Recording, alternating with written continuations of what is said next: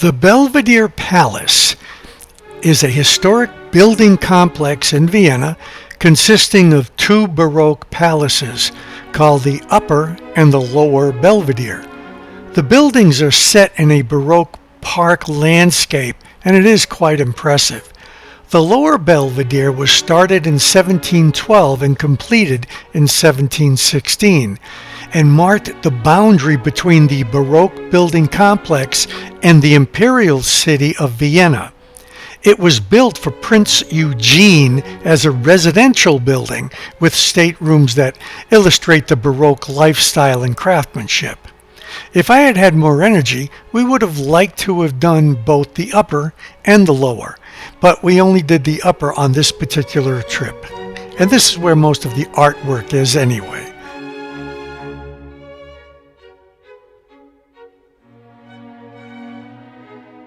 The Upper Belvedere was built between the years of 1717 and 1723, in the days of Prince Eugene.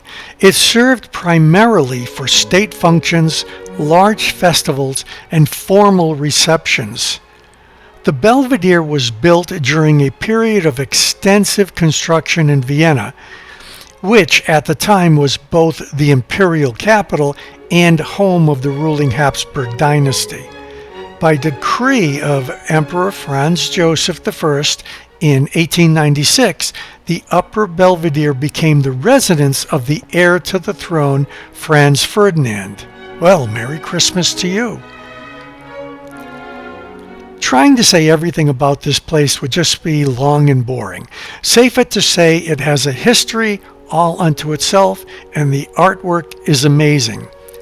However, there is a lot of it, because it includes works from Austrian artists from the Middle Ages to the present day. So you either need to take it in pieces, unless you're a major art lover, and then just go for it. While the Upper Belvedere was transformed into a picture gallery at the end of the 18th century, the Lower Belvedere served chiefly to royal family members fleeing from the French Revolution. Most notably, these included Prince Marie Theresa Charlotte, the sole surviving child of Marie Antoinette, and Louis XVI. Shortly after the end of World War I in November of 1918, the art historian Franz Harbelstitz, sorry for my pronunciation, submitted a request to the Ministry of Education asking for the palaces to be left to the Staatsgalerie. This application was granted the very next year, and the nationalization of the Belvedere Palace complex took place. The modern gallery opened in 1929. The palaces suffered considerable damage during World War II, with parts of the Marble Hall in the Upper Belvedere and some in the Lower Belvedere being destroyed by bombs. Post-war restoration extended from 1945 to 1953. However, in 1996, the World Monuments Fund released a report citing inadequate post-war restorations that had left some of the parts without much of their original character. That same year, it was added that Belvedere Garden to the WMF watch list to highlight the state of disrepair.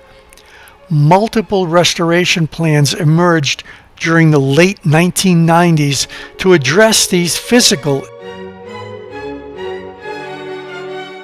and aesthetic issues under a federal plan to modernize the nation's museums, a program that returned the gardens to their original Baroque character and significantly renovated the areas in question.